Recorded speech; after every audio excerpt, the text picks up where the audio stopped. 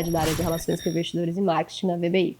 Hoje eu vou apresentar o Video Report dos fundos da casa referente ao mês de abril de 2024.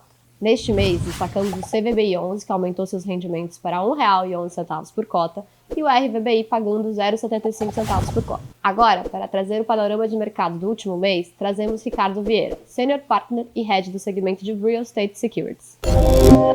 Em abril, o principal driver do mercado para os fundos imobiliários, mais uma vez, foi o contexto macroeconômico. Então, antes de mais nada, é preciso entender o que o mundo anda vivendo atualmente. Basicamente, a gente tem vem de um rescaldo de um período de inflação mais alta no Brasil e no restante do mundo, ainda na esteira da desestruturação das cadeias globais de suprimentos como resultado da Covid-19. Em resposta a isso, o mundo passa por um período de juros mais elevados e a grande expectativa hoje é em que momento e com que intensidade esse corte de juros vai ocorrer, principalmente nos Estados Unidos. Com base nisso, a gente observou no mês de abril, e aí isso derivou para uma série de impactos nas economias emergentes, dentre elas o Brasil e, naturalmente, nos fundos imobiliários, a decisão do Fed de deixar para o segundo semestre desse ano o início de um novo ciclo de queda da taxa de juros por lá.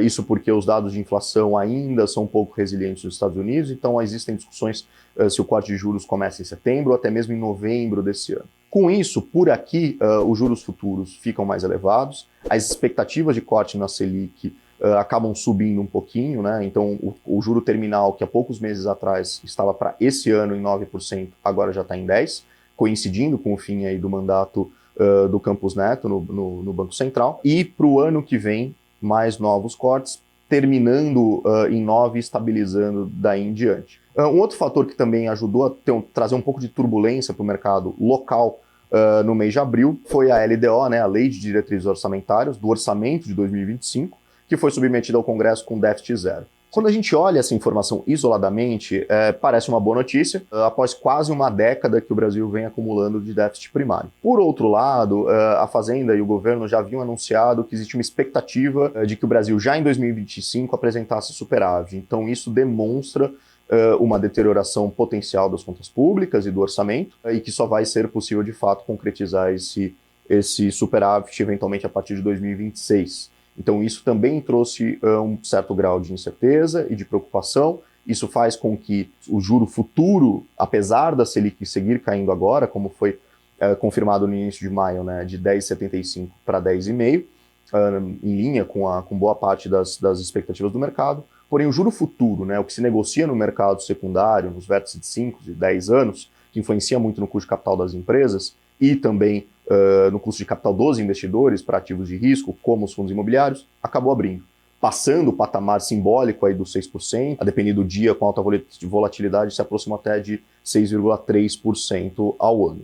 Com isso, os investidores fogem um pouco dos ativos de risco e dos fundos imobiliários como um todo, e, como já é de praxe, em momentos assim, sofrem mais os fundos de tijolo em detrimento dos fundos de papel. Assim, no mês de abril, o IFIX recuou 0,8%, puxado pelos fundos de tijolo, que recuaram 1,1%, enquanto os fundos de papel ficaram praticamente estáveis, recuando 0,1%. No acumulado do ano, mesmo num contexto de corte de taxa Selic que costuma ser mais benéfico aos fundos de tijolo, os fundos de papel, diante dessa alta volatilidade do mercado, têm performado melhor. O IFIX segue em alta acumulada até o final de abril, de 2,1%, puxado pelos fundos de papel, com 3,1% de alta, enquanto os fundos de tijolo acumulam alta de apenas 1,5%. Por outro lado, mesmo diante de tanta turbulência, é interessante notar a resiliência que os fundos imobiliários têm demonstrado e o potencial de gerar baixa volatilidade na flutuação dos preços, quando comparado com outros ativos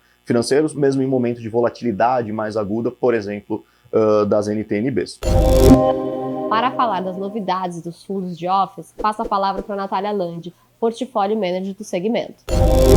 A VBI divulgou o anúncio de início da 7ª emissão de cotas do FII VBI Prime Properties, o PVBI11, no dia 8 de maio, com montante total de R$ 350 milhões, correspondente a mais de 3,4 milhões de novas cotas. A destinação dessa emissão tem o objetivo de adquirir 48% do ativo Cidade Jardim e recompor o caixa do fundo.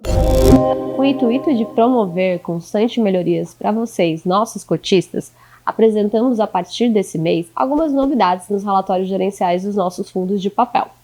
A partir de agora, Passaremos a apresentar os comentários da gestão de forma mais detalhada e novas análises sobre a performance dos respectivos fundos. Essas foram as atualizações do mês de abril. Em caso de dúvidas, entre em contato com o nosso time de RI através do e-mail ri@vbirealestate.com ou acesse os sites dos fundos. Lembramos que esse Video Report está disponível nas principais plataformas de streaming, podendo ser acompanhado tanto em formato de vídeo quanto de podcast.